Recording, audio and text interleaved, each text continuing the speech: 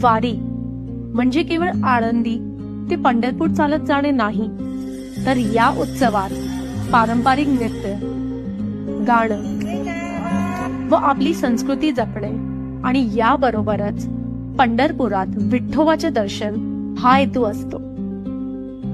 हा क्षण 21 दिवसात लाखो भक्तांना एकत्र आणतो. हे फक्त वारकऱ्यांची भक्ती आणि विठ्ठोबाचा आशीर्वाद आहे की ते चालून कुठल्याही परिस्थितीचा सामना करू शकतात. हे खरंच कल्पना पलीकडचे आहे. माऊली माऊली.